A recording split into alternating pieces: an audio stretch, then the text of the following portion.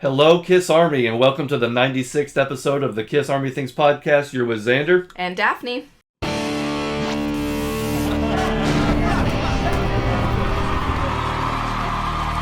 hope everybody's in the mood for a fun, chill, relaxing episode of Kiss Army Things. So, I don't know about y'all, but it's been a crazy week, a long week, and so, but hey, we're here. We're here to talk about Kiss.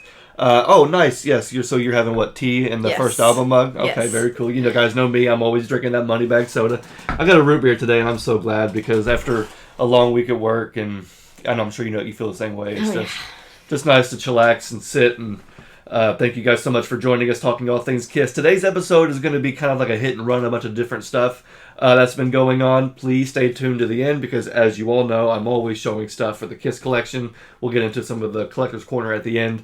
But let's kick it off with a bit of a spotlight, a Kiss spotlight. So I want to do a pre-spotlight, actually, because recently I got the new, or not new, but for me it's new, Chikara CD. Yeah. The compilation from like 88, 87, I think. I was hoping to have the year in front of me here. I'm pretty sure it's 88. But anyway, so this was something that's always eluded me. There's only like 100,000 of these made. And so I was finally able to get Kiss Chikara on CD. And so I've been playing this in the car. You got to hear it. What I love about it is that it's a mostly 80s compilation. Right. It's 14 songs. Most of it is the 80s, since obviously it came out in the 80s. It was an overseas release only, so you had to get it. You had to get it import. I think it was a Japan only. But anyway, what's cool about it is that even though yes, it is mostly a 80s compilation album, it actually does start out in the 70s. So you have Rock and Roll All Night is the first track, which I feel like is, makes sense. Yeah, it's like this was our first hit. Right. You know what I mean? And then you have Detroit Rock City, number 2. They do include the sound effects of the car starting. Yes. And the radio playing Kiss Alive and all that, which I thought was kind of interesting because I feel like they would have chopped it off. Yeah, you'd think on a compilation album they'd choose the more edited version, but no. I feel like most compilations they do, but maybe they wanted it for the aesthetic, for the original. Right. Well, they certainly didn't want the original of "I Was Made for Loving You." No, and because that they included like the 8-minute version, the single edit. I think it was the Jim Burgess remix. Yeah, and which is crazy because other than the 12-inch single that we do have over here, yeah, which is the first time we really. Maybe not the first time you heard it, but the first time you really comprehended what was going on. I'm pretty sure that was the first time I ever heard it. Really? I'm pretty sure. Well, no, it was actually Rick was talking about it on his channel. Yes. And that's what made me go, oh, wait a minute, that sounds, do I have that? And I do. And I did. So I was like, okay, so that's how and I'm sure he's smiling right now because he loves this version of the song. And I do too. It's honestly my favorite version. It is your favorite? I think it is. I'm obsessed with it. I love how long it is. I told you after we listened to it, I said this song is like, it's such a vibe, and it's like its own universe, and so I'm fine with just living in it for as long as possible. Yeah, you said this song is a universe, and I want to live in it, and I was just like, okay, that is a unique way to describe that, but I'm glad you said it that way. And it doesn't bother me that I understand some people might think it's long, but I think it's perfect, and there's so many cool little things added to it. There are a lot of different and just effects. Parts extended, and like you mentioned the like ghostly sounding backing vocals. I love that. Oh, it's just so atmospheric and cool. I love it. Yeah, and I wasn't expecting it to be on this CD because, again, I have never heard this. So I bought the CD, I put it in, I was just like, I'm just ready to hear this, drive. And it gets to I Was Made for Loving You. And the intro is just dun dun dun dun dun dun dun dun and it just keeps going and going and going and going. And I'm like, is this CD skipping? Did I buy this CD? Is it looping? And then all of a sudden, you start hearing some of the extra effects in there, some of the different production choices. And I'm like, oh my gosh, I think this is the single. This is the single version. And yes, definitely the ghostly wailing. Love that. Those ghostly vibes on the vocals. And then there's even a part where it's supposed to be the big long fill. It's broken up into dun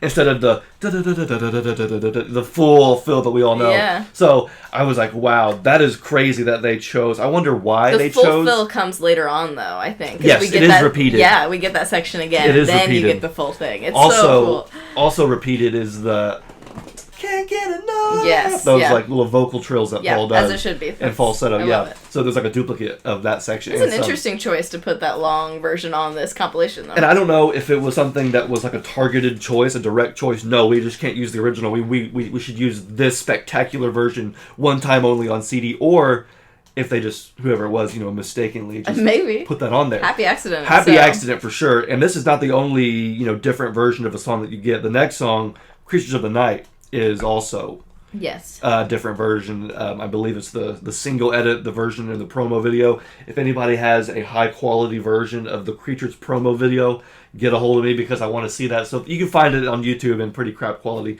But that's one of my favorite videos, is the Creatures promo video. And so they're using that version, which you can really tell with the drums. The drum mix is completely different. It's not quite as thunderous as it is on the album.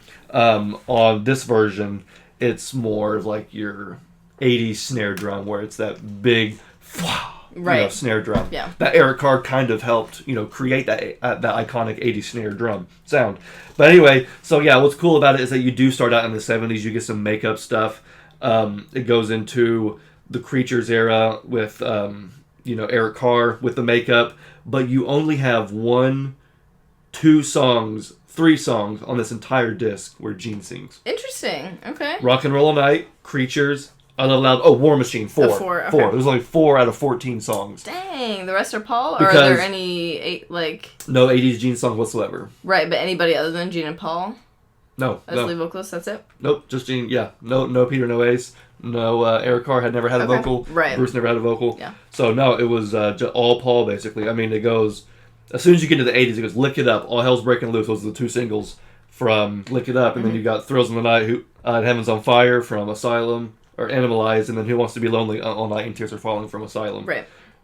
So, yeah, I don't know. I love it. I do kind of wish there were more songs on it, but I get it. They're going for the singles. Right. And I guess Crazy Nights either had just been released or... That doesn't make any sense. It had to have been released. I don't know why they didn't. It should be on there. I really do feel like it is because of the era. Yeah. I mean, that is definitely Crazy Nights. And when I look at the Chikara image, I think Eric Carr's Chikara drum kit from the Crazy Nights tour. So I feel like it would be more complete if it had Crazy Nights. Yeah, I agree with that. And whatever the second single was, it's maybe No. Maybe that would have been Gene on here.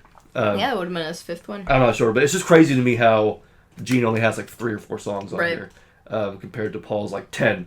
But either way, I just wanted to spotlight this and real quickly because I did buy it recently and had never had a chance to own it. So if you want, you can... Actually, you know what? I'm going to put it over here. But, so another Kiss spotlight, something else I wanted to bring up and talk about, something that's more relevant and current and happening now, is Yungblud's cover. Yes, of I Was Made for Loving You. Okay, yeah. So this I had no idea was happening, that there was going to be a new cover. No. The song was going to be featured in the movie. I don't know if this is maybe one of... Fall Guy, I think is the movie, Fall right? Guy, yeah. Ryan Gosling's in it. Yep. It's supposed to be a really awesome action thriller, like an action thriller comedy kind of thing. Yeah. And so maybe we have to go and see it. It looks pretty good. It does look pretty good. Yeah, I like Ryan Gosling. And if it's got Kiss in it, hey, sign me up. But anyway, so I wanted to just first talk about his cover of the song, what you thought, and then what I thought, and then what the Kiss Army thought. So I'm just going to pass it over to you because I've been talking so much, and I had not even had one sip of this Money Bag soda. All right, you do that. I'll take it from here. What do you think? So overall, I actually really like it. I don't know that much about Yungblud as an artist. I knew that he existed. I had heard maybe 1 or 2 maximum of his songs, and they're fine. It's just not really my style. So honestly, when you first told me that Yungblud did a cover of I Was Made for Loving You, my immediate reaction was like, oh no. Yeah, okay. I hate to say that, but I was worried. But those were your first thoughts. I didn't think it was going to be all that great. But as soon as it started, and it started out more as a piano ballad than the typical intro, I was immediately intrigued because I was like, okay, well, immediately he's trying to do something different, or whoever produced this is trying to do something different and not just recreate it exactly with somebody else's vocals. Right.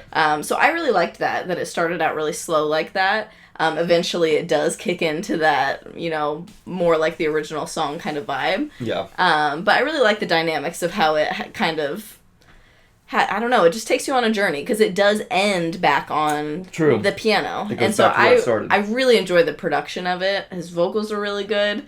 I know there's some kind of annoying pronunciation things that we were laughing at, the way he says the word can't. And it's not just because he's British, but he kind of fluctuates how he says it, so I understand pointing that out.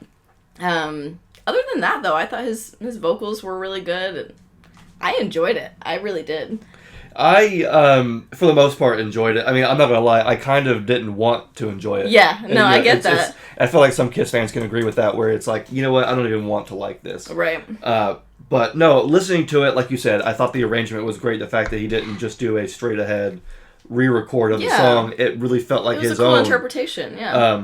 I think for me personally, I don't like it because it's more dramatic and more sad as opposed to fun. This is a very fun song, I Was Made for Loving You, and to me, this takes the fun out of it, but I'm able to look past my own opinion and look at it for what it is and be like, okay, this is still good. Yeah, because it's still a good It's cover. a different interpretation. It is and a I different understand interpretation. it is not as fun, but it's still good. But, and I think that's such a cool thing about music is that a single song with, like, pretty much all the same lyrics, with one change that we can talk about in a second. Thank you. I almost forgot about that. With pretty much all the same lyrics, with different production and different, vocal inflections, can have a different vibe. Because it's the same meaning, but it does feel more dramatic and more, emo. I don't want to say sad necessarily. I say emo. Yeah, well, and I feel like that's a big part of Yungblud's brand is emo. Right. He's like the modern day, like, emo boy. Yeah, I probably would have liked him. Yeah. In middle school. Or hated him because all my girlfriends would have liked him. Right. I would have been really jealous. So, yeah, I could see where Yungblud, appeals to that younger audience. Yeah, but I think it's cool that those same lyrics, he brings more of the emotion out of it, like... I don't think it's necessarily sad. It's just like passionate and emotional. Yeah, there's a desperation, a longing. I was made for loving you. Longing is a good way to put it. Longing. Yeah. As opposed to, I do appreciate the fact that it was a different take on the song because, again, Paul's version... Because it still works with the words, I think. Just Paul's in a version way. is like, this person, the other person, face to face, privately having an intimate moment in the darkness, right? Right. Yungblud sounds like what you see in the music video, him alone shouting to nobody because the person he was made for loving isn't there. Maybe he's saying it on the phone or on a video call or whatever it is. There. But the longing and desperation. Yeah. So I do like the artistic approach that he took to it. I like the different emotion. I'm okay with the drama. I liked it. Yeah, even though I probably won't revisit it a lot. Understandable. I might not either, but I enjoyed it. Yeah. Again, I wanted to bring it up because this is what's happening now. It's currently happening. It was very funny, the arrangement. It was very like Bohemian Rhapsody, where like the Bohemian, that song starts out very slow phases, and very dramatic, and then it gets real, real hard, real heavy, the same way. And then it goes back to the way it started. So I don't know if that was like on his mind or whatever, but I liked the little comparison there. And then we almost forgot again. The one lyric change that you noticed was, I don't think he says it the first time, but in the second half of the song, he says tension instead of magic. Feel the tension. Yes, I feel the magic. Which, okay, there we go. He's changing it. That right there makes... Okay. Kind of changes it a little bit. I think that kind of justifies what I was saying, where like, I'm looking for the magic and the fun. He's looking for the tension. His is more like pining drum. Yes. Yeah. So there is a change of mood with the song. I don't know why, and I guess this is just in my head, but I don't know why I felt like I had heard Paul Stanley sing it that way at some point in time. Like, whether it was live or something. Like, what do you mean? That word. Like, I feel like I remember hearing it that way. Tension? Yes. But I know it's not in the original lyrics. It's not on Live 3, I know that. I don't know why. Maybe that's just in my head, but I could have sworn... Because it didn't bother me the first time I heard it, because I thought I had heard that sung that way before. Mm-hmm. But, we pulled up the lyrics, and it's definitely not in the original, so I don't know where I'm getting that. For sure. But I thought it was interesting that just one word is the only thing he chose to change. I didn't notice it at first. Yeah, me neither. Then I kind of questioned it when I heard it, and it kind of made me upset because you're changing a Kiss lyric. But now that we just had the discussion we just had, having this discussion, I think I kind of understand why he did that. It makes sense, because he's changing... It makes sense with his interpretation. Yeah, he's changing the entire interpretation of the song. It's no longer fun and magical. It's more like you said, there's tension, there's longing, there's passion, there's desperation. Right. So, okay, I can at least appreciate that, even though it's not really my vibe. Because, again, if we're going to do emo, then I need, like, some slamming, hard-hitting. Like, if we're going to do emo, I might as well do screamo. Right. But I'm not really I'm not a sad boy. Right. I'm a headbanger. Between the two of those... I'm a headbanger. But, again, I still appreciate the artistic, choices that he made with the song. I also opened it up to the Kiss Army. Mm-hmm. And actually, this is how it all started, because I saw a post on Facebook I wasn't even on Kiss Army things. Somebody in the Kiss Army Nation group made a post and said, hey, saw a premiere of The Fall Guy tonight. When it comes out, you have to go see it. I Was Made for Loving You features prominently throughout the film. Oh. For me, more than once? For me, it just elevated my enjoyment of the film even more. I loved hearing that song played so much in various guises during a film. Okay. So it's almost like this song. I mean, there's Ryan Gosling and Emily Blunt. Looks like they're a couple. Maybe. Yeah, I think he's like a stuntman. Is the premise of the film. But I'm very curious to know how it integrates into the film because, I mean, I kind of assumed it was just kind of there in the background of maybe he's one of the falling big for her. scenes. He's a stunt guy. He's falling for her. Yeah. I don't know. Oh, yeah. And he was made for loving her. And he spends the movie trying to, I don't know. But the way that person described it made it sound like it's a pretty important part of the movie that comes back at different places. So I'd be curious to see how it seems like it's integrates. Part of the theme of the movie. Mm-hmm. And then, various guys. And so I wonder if there's Kiss's version. Yeah. And then this version. And maybe there's another version out there that we haven't heard yet. That's just not as big as Yungblud. Right. But, I don't know. I thought it was worth bringing up because we're seeing a lot of... I mean, I Was Made for Loving You was also used in Godzilla recently. That's true. I heard somebody say that I went to see Godzilla, and all of a sudden I Was Made plays. I think they said that it was kind of weirdly placed. Right. Maybe it was the wrong song. I can't see why you would play... In a Godzilla movie? I Was Made for Loving You in King Kong versus Godzilla. Yeah. Or King Kong and Godzilla, excuse me. Godzilla and King Kong. But, I guess it happened, and that's really cool. But I'm noticing that a lot now. Yeah. Because I also heard that Kiss's music was used at the NFL draft. Okay.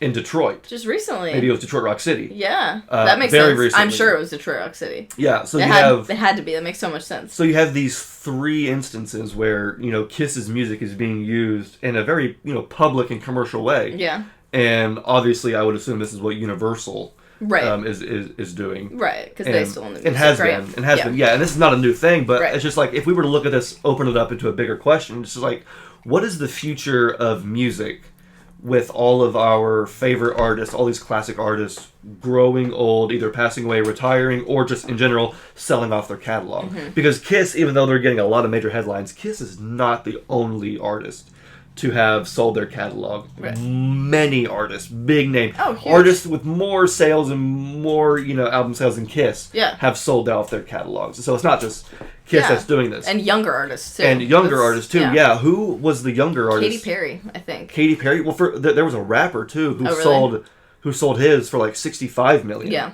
And with $65 million for a rapper, I was like, a modern rapper, I was like, that's pretty good. You know what I mean? So, like, obviously it's become a thing, but now that these corporations, these companies own it, what's going to happen to... I'm thinking more about the classics in the future, but we can look up to all music in general. Right. But it's just like, and is it going to be mostly just used for these commercial spots and, soundtracks and for soundtracks and for things on TV and for commercials and things like that. And not that it's a bad thing or a good thing. I'm just kind of wondering. You know what I mean? Right. But yeah, so I guess that's just, more of a thought. Do you have any thoughts on that? I mean... Yeah, I mean, and I know you said it's not a bad thing, but I definitely don't think it's a bad thing, especially being on soundtracks and things like that, because I think that is a way that is going to introduce Kiss's music to younger generations going forward if they keep doing that.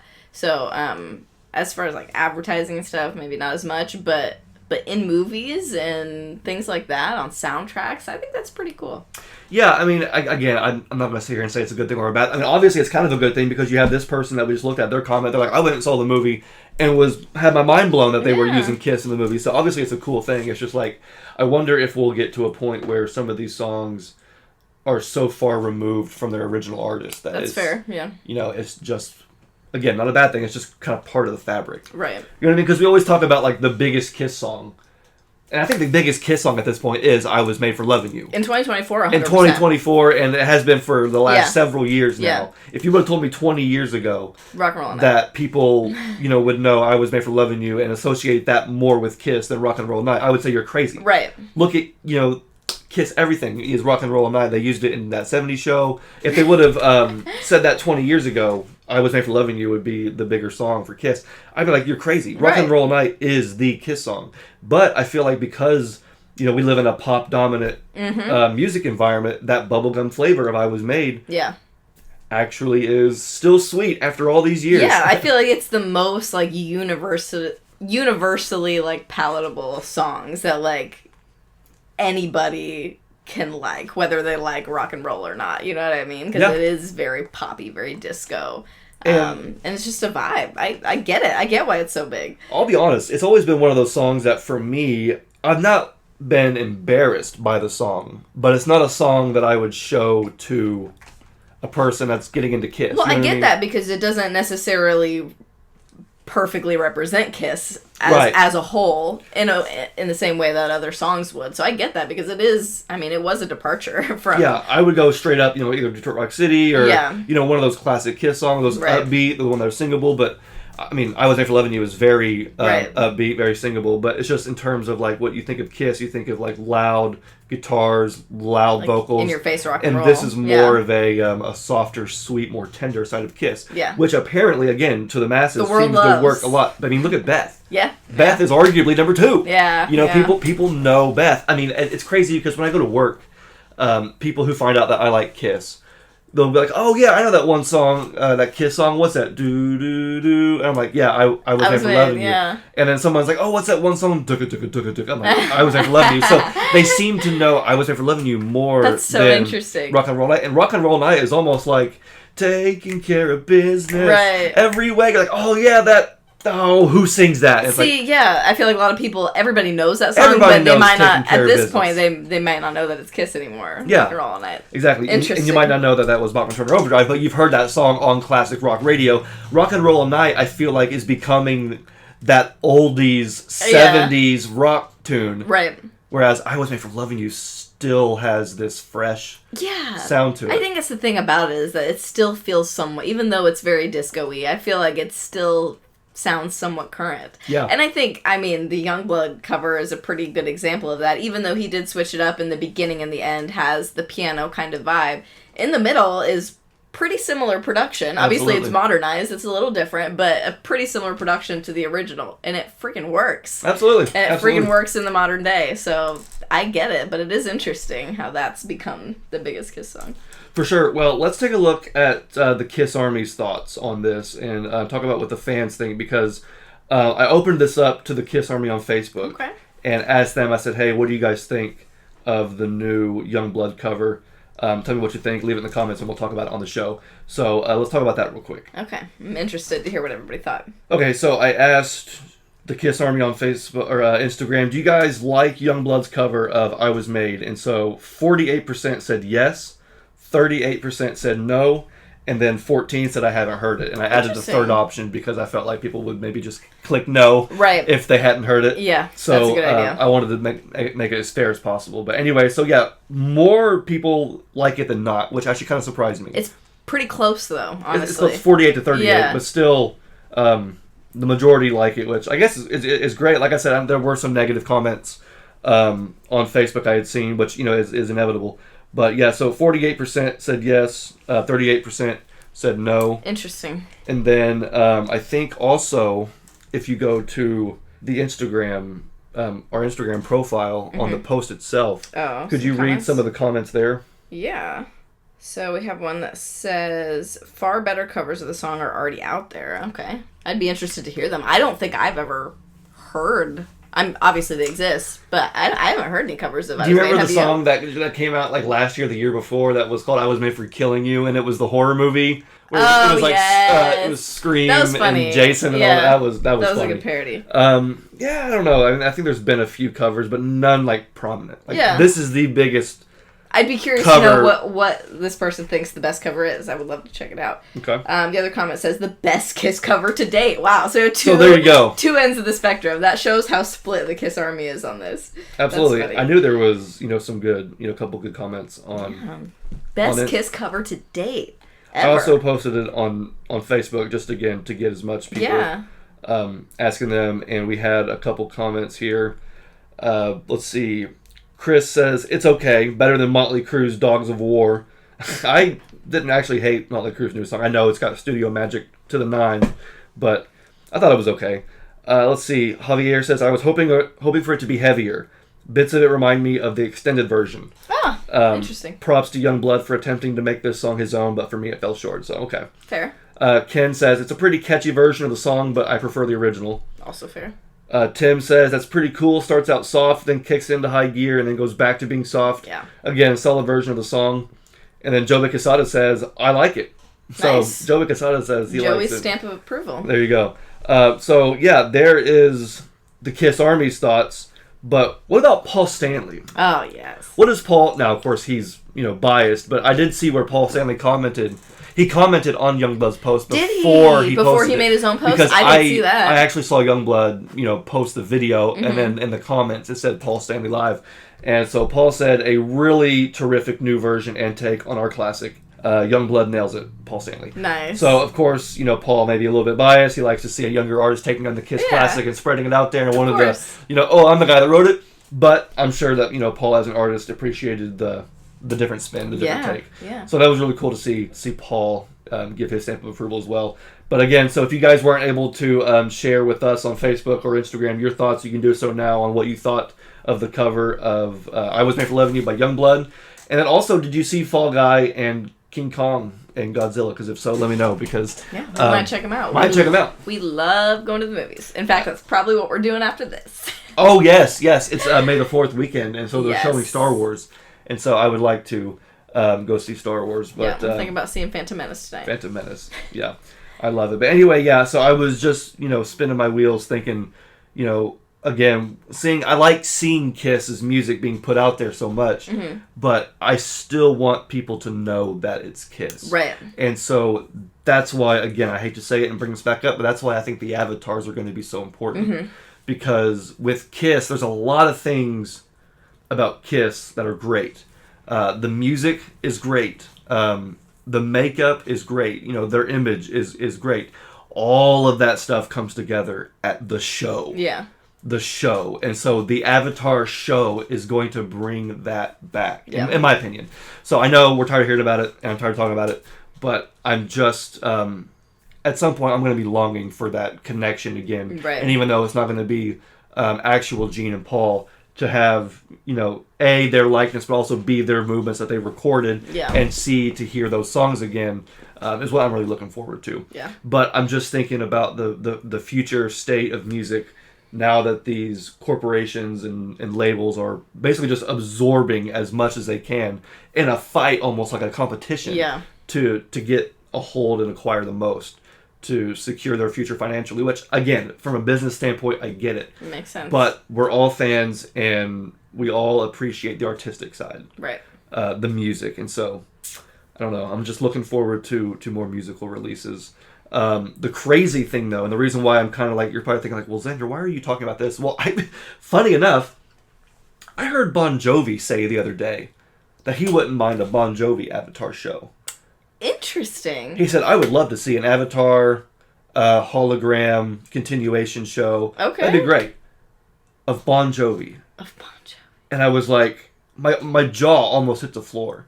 Because I was like, again, at first I was like, nobody would go see that. But John Bon Jovi, again, when it comes to numbers, is done way better than Kiss. Yeah. And when it comes to his concerts and his fandom, people love Bon Jovi. Yeah. They just came out with a new documentary on like Hulu or Disney Plus or something like that. And I heard it was fantastic. Yeah. I heard it was great. And other artists, I'm sure, we already have the Tupac thing, but it just kind of makes me wonder how many artists are going to end up jumping on this hologram Avatar train. You know what I mean? It doesn't make sense to me in my mind to have a Bon Jovi because there's nothing to a Bon Jovi show. Right. Other than a dude on stage. It's just... That dude is Bon Jovi, yeah. But when you go see Kiss, you're seeing these characters come to life. Obviously, it does matter who's underneath them. I love Gene, Paul, Peter Ace. I love Gene, Paul, Eric, and Tommy. And even when Eric Carr and Vinnie Vincent were in the makeup. But that's not going to be the forever future. So I want to see Kiss continue, and I'm happy to see and know that it's going to happen. Mm-hmm. I feel good, knowing that it's going to be great, but I'm just like, as a whole, what's going to happen to... Because there's always there's never-ending battle with, like, YouTube and copyright laws, you know what I mean? Mm-hmm. Like, people are streaming and they're getting copyright strikes because of all of these. There's even artists that stream their own music and get copyright strikes from their publisher. Oh my god. And that to me is wrong. Insane. That to me is wrong. And you have this YouTube situation where almost anybody can claim copyright ownership of anything. And YouTube will say, oh, they claim ownership, nothing we can do. It's like, no, you need to look into this and verify, because anybody can make false claims. Right. And as a creator, to go and appeal that and to try and wipe that slate clean is hard to do. Impossible, and difficult. And worst case scenario, your whole platform gets shut down. So not that I'm trying to infringe on anybody's rights, but I'm just speaking out for everybody else who, I see content creators who, put their blood, sweat, and tears into their work, and then because of some crap reason it gets demonetized and a copyright strike and then all this, BS. And of course, I'm not on the other side of that, so I'm sure if I was, I would see.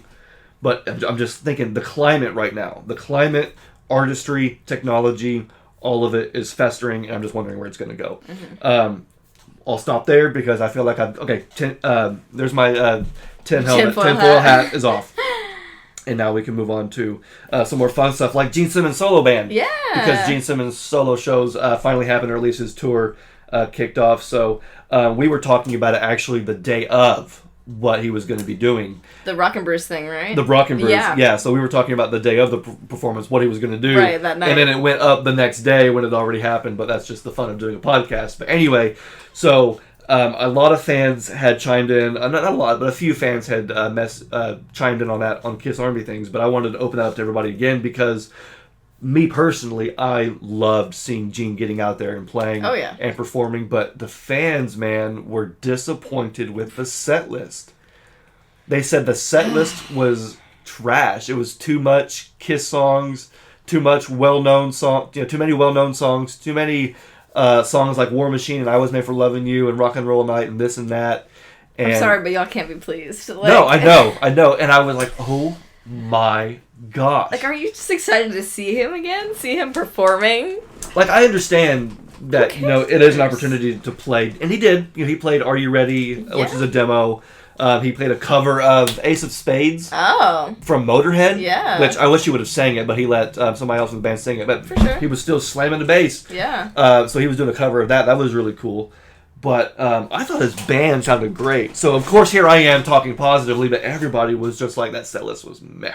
Set list was trash. I feel like that's to be expected for him to play mostly well-known songs and mostly Kiss songs. But the fact that there was a couple of deep cuts and cool covers sprinkled in, how is that not enough? You want him to just be playing, like, random obscure stuff the whole entire time? That's just not going to happen. Most people do want that, but at the same time, it's the same people that aren't going to actually get out and go to the shows. Exactly. They're just the ones that are going to complain when something doesn't go the way they want it to. Yes, and I'm sorry, but, like, it's cool that we got to see the video of it, but it wasn't for you. It was for the people that were there. And it was a free event. Yes, and I guarantee that most of the people there, especially if they were just eating at the restaurant, because it was a free event at a restaurant opening, right? I'm sure that most of them knew all of those songs and was excited to hear songs that they knew, and probably wouldn't know a bunch of deep cuts if he played them. Yeah, exactly. So I don't know. It was so weird. I was having so much fun. Nobody thinks before they comment online. Yeah, I was having so much fun watching the videos, and even like a song like Deuce, which Kiss has played a million times, to hear Gene play Deuce and to see Gene play Deuce for the first time since last year. Yeah. Last freaking year, December 2nd, was amazing. And of course, he wasn't in the makeup, doesn't need to be in the costume. It was just my dude on stage playing and performing in 2024. I really hope he gets out to the States. Because I loved what I saw. I'm sure he will. His band is tight. A guy named Brian Tishy on drums. Okay. Absolutely phenomenal. Was straight up killing it. Nice. Gene kept Brian Tishy on the drums. I'm like, you preach it, man, because that dude was killing it. Double bass kit. Love seeing Gene up there with a double bass drummer behind him. Nice. Put a little heat in there. You know what I mean? Yeah. He brought Tommy Thayer out on stage, that was and they so played cool. Parasite. That was probably the highlight for me because Definitely. Gene was. We mentioned Gene doing his little teasing. He was like, yeah, anything could happen. I could jump off stage into the audience. Gosh. We could play songs that Kiss never, which they did. Yeah. Are You Ready was a demo that never recorded. And then Weapons of Mass Destruction was a demo left off of Psycho Circus that was recorded for his Asshole album. So he technically wasn't, kidding around. He was like, you're going to see some stuff happen and you're going to get some of this and some of that. And unexpected, all of a sudden Tommy Thayer comes up, which I think it might have been a last minute thing. I think Gene was like, we need to have some, Tommy, can you come out here? And, right. And Tommy's like, I don't know if I can make it work. Gene's like, please do it. And Tommy's like, all right, I'll come out. On my way. And so here we go. And so that was really cool to see Gene and Tommy together again. Definitely. That's going to be really special going forward, is having those moments where you see the members together again. 100%. Especially when you go long periods without. Because they're obviously living their own lives right now. What was Bruce and Eric doing together? Was that like a New Year's party or a birthday party? Or what was that? It was or Easter. Easter. Okay, well, they were also at... Wasn't there some kind of charity event as well? That they maybe, but I mean, like, they were just hanging out. Yes. I think Eric was at Bruce's house for Easter. Yes. There's been a couple times that Bruce and Eric have been hanging out. Yeah. Yeah. That's really cool. Haven't seen Gene and Paul together, though, I don't think. Not publicly, no. Not publicly. I don't know. Interesting. Anyway, so yeah, let us know what you guys thought of Gene Simmons' solo band. I loved what we saw. I loved hearing the songs. I need to go back and watch more of it. I was only able to watch a handful of songs, like, I want to watch this one, and that one, and that one. I need to go back and watch the rest, but I loved what I saw.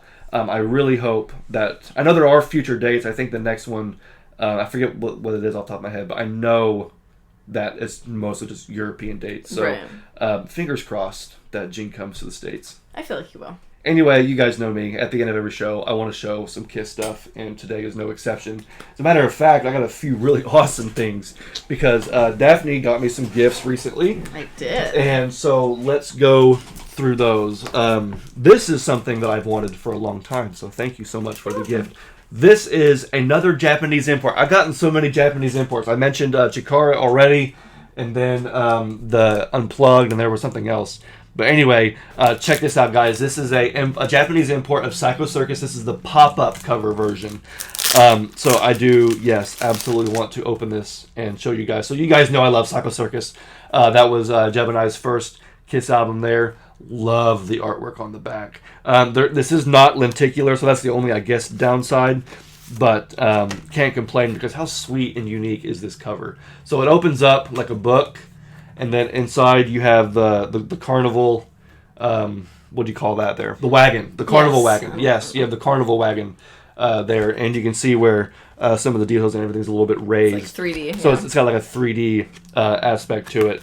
And so we tried to decide what all it came with, and because obviously it comes with the CD, we would assume, but it also looks like it comes with something for Windows 98 and Windows 95. So there's only one disc. I wonder if it has. I wonder if like the CD plays. I think so. In a regular CD player, but if you put it in your computer, there's an extra there's file extra stuff on there. That's why I think. But we have not tested it out yet. No, because there were a couple of versions of Psycho Circus that came with like a screensaver or something cool.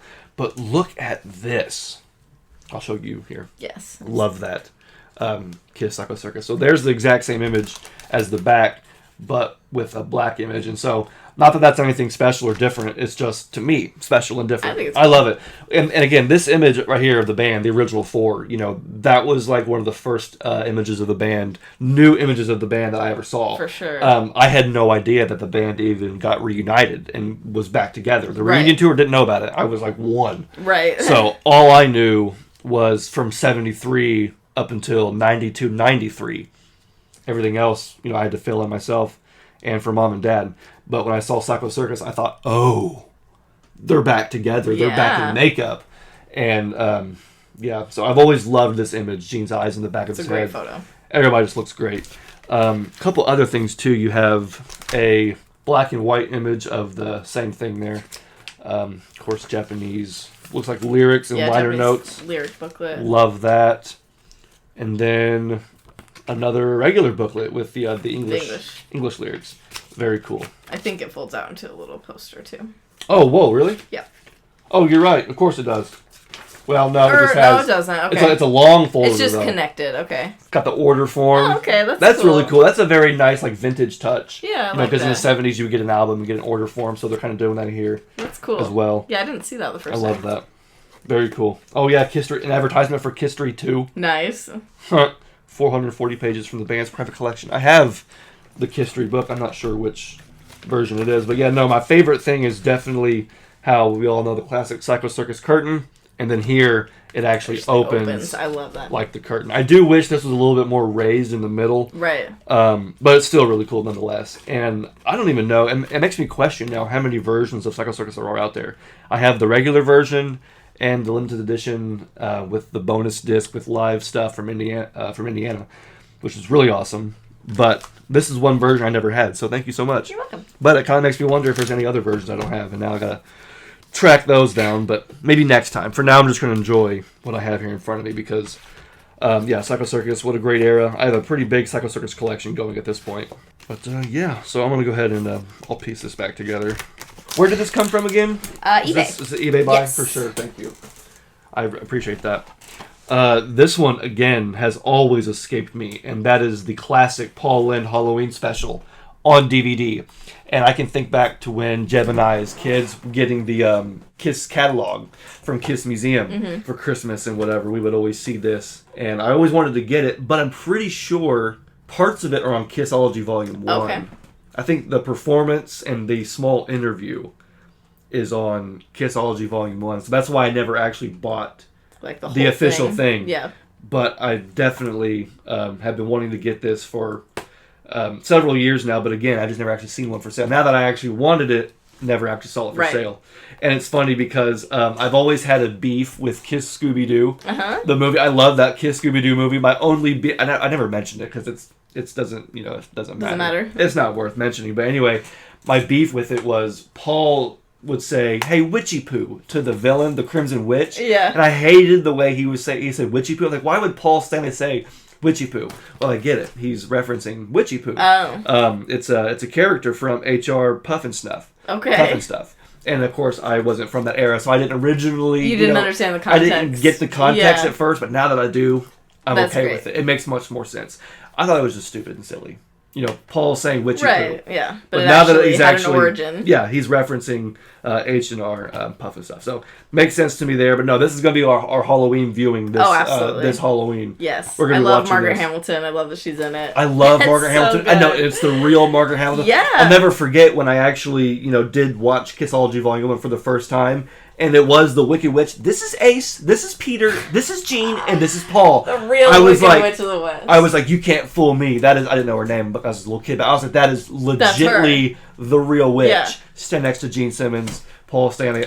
That was a weird moment as a kid. Like, that is awesome. It's amazing. Iconic character sharing the screen. Yeah, and it's just amazing because obviously that movie, even then, was already super, super old. But the thing is, Margaret Hamilton was a lot younger than you would think when she played the Wicked Witch of the West. Yeah. They just made her look, old and quote unquote ugly. Right, old and mean. Right. But she really was quite young. She was like a kindergarten teacher or something like that. And I would say she was probably in her 30s or something. So by the time this came around, she's actually aged into the role. It still works perfectly. Yeah, no, her voice is iconic. Her I love look. her. Yeah.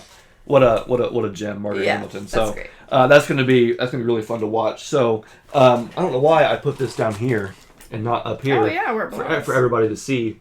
So there's my 2 Japanese imports there. There's the Paul Lynde Halloween special. So this one really got me.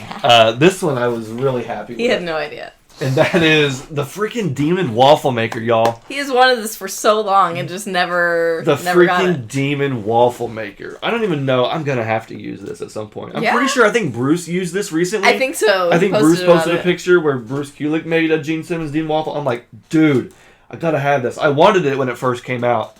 When did it first come out? 2022? Really? I'm sure it's just a new... That's not There's no way that's this not when it came out, but... It's been around way longer than that. I remember seeing it. It's got the copyright for 2022. Yeah, but we saw it at FYE that's what I'm saying. 10 years ago. That's what I'm saying. Years ago, I wanted This must just be a new version of it. Gotcha. It has to be. For sure, it must be. This is the only version I could find, though. Because when it came out, I was like, I want that. But yes, it was too expensive at the time. And I wasn't able to get it. Yeah. Maybe there are different versions of it. I don't know, but I don't know. It's the only one I could find. But I'll have to go look. I love it. I think we definitely need to use it at some point. Absolutely. And what I'm going to do is, because on Facebook, I'm currently right smack dab in the middle of doing the food collection series for Kiss Merch of the Week. I'm going to add this in because I didn't have it when I started it, but now because it's food and drink related, I'm going to add it to the very end of the collection series. I'm going to do my research like always, and I'll have some awesome information. So, yeah, that'd be really cool future Kiss Merch of the Week. But thank you so much. You're welcome. For the gifts. You guys have been watching us for almost 100 episodes. and you've seen me open up a lot of stuff. This room has not gotten any smaller. It's not gotten any bigger, but the stuff in it has grown a lot. Yes, very much so. How we're able to still sit and film a podcast without things just falling off the shelves. I have no idea. And we're not swimming in Kiss stuff is crazy. But either way, thank you guys so much for joining us on Kiss Army Things podcast. I have one last thing to do, and you guys know what that is. It's Kiss Merch of the Year. Yeah. Episode 96. How about I show you guys something from 96? We're talking about the original era a minute ago, or the original 4 reunited era. So I thought, well, tell you what, since it's 96, why don't I bring out my reunion tour book? Nice. No, those are not real. I probably should have. But those look pretty crazy, though. It's like, oh my gosh, it's signed. No, these are just printed on there. Yeah. If you guys have one, you know that too as well. But no, super sweet tour book. I love the embossed raised so cover. shiny. Only a few tour books have the raised embossed texture. Oh, it's so shiny. I love it. Classic Kiss saw blade graphic from Rock and Roll Over right there. Yep. I don't know what version this is offhand. I have done my research in the past. It's probably a second or a third. But, oh yeah. Look at that. Love that image. Look at that centerfold right there. With the, what is that? Like a glow. Blue backlight? Yeah. Do you think it's real or is that edited? Glow. I don't know. That's wild. Still looks pretty cool though. What a cool centerfold there. History book. Again. They're really pushing that history book. A nice picture of Bill Aucoin and the gang there. That's cool. That's really cool. Open up the Kiss tour book and see this picture of Gene, Joyce, and Peter, and Ace, and Bill. And then, oh my gosh, I'm going to start reading this and just get lost in it. Don't get distracted. I better be careful. You know what? There's a lot of tour books that have done this where they just go back in time from 73, 74 onward. Yeah. The End of the Road tour did it. The Farewell tour did it. Reunion tour did it. There's probably more out there that did it, but a lot of tour books have done like retrospective. Yeah, it's interesting that they don't just focus on this time only. They the crown of barbed wire. Oh my gosh, so hard. I've never seen that photo. Oh my gosh, crown of barbed wire is so hard. That's metal, man. Look at that. That's crazy. Wow, I've not seen that. Yeah, pretty hardcore. Gene with the lizard. What? I haven't seen that either. What are these photos? So this is the photo shoot from Dad's shirt. Okay. That shirt with a bunch of holes in it. Yeah, the one I showed that in the Kiss video, merch. Yeah, that's that photo shoot right there. I have never seen any of these photos of Gene. Wild. Pretty cool though. What is that giant lizard? That is so curious. Why? I don't know. I bet people loved looking at this. If you were my age, awesome. If you were my age in the 90s and you were looking at this, having been a fan since the original era, this right here would just knock my socks off. Absolutely. Gene looks straight out of 77 right here. He really does. Shot with the Creatures of the Night looking face. Yeah. Oh, dude. Amazing. Let's get some Ace. Thank you. Wow. Didn't even have to say twice. Got some Ace. That is so good. This photo with those colors. Yeah, and what is that like? That little pyramid thing he has. That's cool. Yeah, I don't know what that is. I bet there's a story behind it. There's a big one behind him. I've never seen that either. Wow. Some sweet photos. I love that photo. Oh, there's some throwback photos from the old tour. Or from like Dynasty or something. But where's Peter Criss, man? There he is. Okay, for sure. Oh, Peter on the throne. Oh, chilling. Peter on the throne. He's lounging. I love it. That's pretty cool. Can we see Paul? But better show Paul as well, hadn't we? There he is. Yeah. Oh, that one is... I have seen this. Yeah, see, that's that shirt. Yes, you're right. I have seen this photo of Paul, and I'm obsessed with it. Very interesting. I have to say it. Very interesting how both Gene and Paul's photos are, like, giving some religious imagery, if you will. The big one. Oh, yeah. The halo and the praying. Halo and the crown of thorns, kind of. Yeah. Crown of barbed wire. Yeah. That's interesting. Interesting choice, but really cool photos. So, I'm going to sound like an idiot, like a Kiss idiot right now, because I don't know who the photographer is offhand. I know Barry Levine took some classic ones in the 70s. I'm not sure if that's him taking these or not, but there's... the photographer did an incredible job on this. And I know really cool stuff. that I should know, and someone's commenting it right now, and I'm going to be like, yep, that should have been a no-brainer. Oh, tour book. Barry Levine! Okay. Hey. Same guy from the 70s? Yeah. But there you go. Very cool. 96 tour book. Love Nice. that. Have a bonus item to show you guys for 96 as well, because I found this, and this has always made me chuckle, because I just don't get it. I mean, I get it, but like it's the collector's commemorative edition fan club phone card. Phone card. So this is one of those things that just has no relevancy now. Right. And it's back then it probably wasn't even used that much either, but this is one of them things that I just look back on, like, did anybody actually use these? So you would get, I think, like a number to call or something to activate. Yeah. And you would call, and it would, let's see, it says the world's first interactive fan club phone card. Order yours today, and you can be the first to get behind-the-scenes info on KISS, get up-to-the-minute tour info, hear from original band members, leave messages and questions for the band, updated weekly with regular band member visits, order special KISS merchandise. So it's like KISS social media before social media. What? Because it was all over the phone. You would get news updates, tour updates, you could hear clips, sound bites from the band members themselves. This is wild. This was in Dad's collection. When you first said phone card, I thought you just meant like a prepaid like phone minutes service. on your phone. You know what I mean? That'd be funny. No, this is like something like you would call. It says, wow. Yeah, each of these unique cards provides 25 minutes of access time to KISS information using the 1-800 number and PIN on the back of each card. There you go. So you just call? Recharge card from any touch tone phone with a major credit card. So it's kind of... I don't understand. I know. The more you say... So you would buy this... The less I know. You would buy... The more you say, the less... That's funny. Sorry. No, that's funny. But yeah, it seems like you would buy this and then use the 1-800 number and the PIN number. And then once it was out of minutes, yeah, you would go and recharge it. And this is before, like, cell phones were, like, a big thing.